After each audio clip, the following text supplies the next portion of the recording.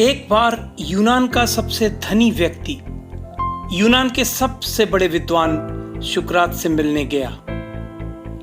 उसके पहुंचने पर जब सुकरात ने उसको कोई तवज्जो ही नहीं दी तो उसने कहा, क्या आप जानते हैं मैं कौन हूं? सुकरात ने कहा, जरा यहां बैठो, आओ समझने की कोशिश करें कि तुम कौन हो।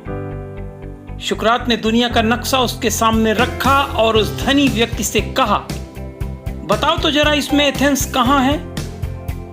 वह बोला, दुनिया के नक्शे में एथेंस तो एक बिंदु भर है। उसने एथेंस पर उंगली रखते हुए कहा, यह है एथेंस। सुकरात ने पूछा, इस एथेंस में तुम्हारा महल कहां है? अच्छा बताओ, उस महल में तुम कहां हो? दुनिया के नक्शे में एथेंस एक बिंदु भर था, वह उसमें से महल और खुद को कैसे बता पाता? यह नक्शा तो सिर्फ पृथ्वी भर का है। सुकरात ने कहा, अनंत पृथ्वियों और अनंत सूर्यों के बीच तुम हो कौन?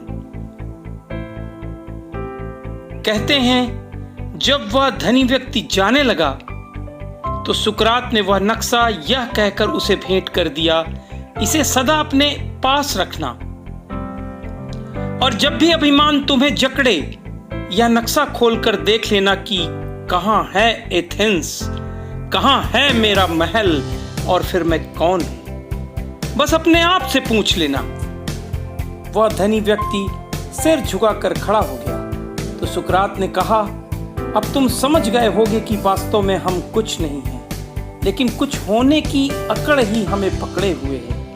यही हमारा दुख है, यही हमारा नरक है। जिस दिन हम जागेंगे, चारों ओर देखेंगे तो कहेंगे कि इस विशाल ब्रह्मांड में हम कुछ भी नहीं हैं। संत सुकरात के दर्शन को बयान करती हुई यह कहानी शिक्षाप्रद, प्रेरणादायक और जीवन में अनुसरण करने योग्य है।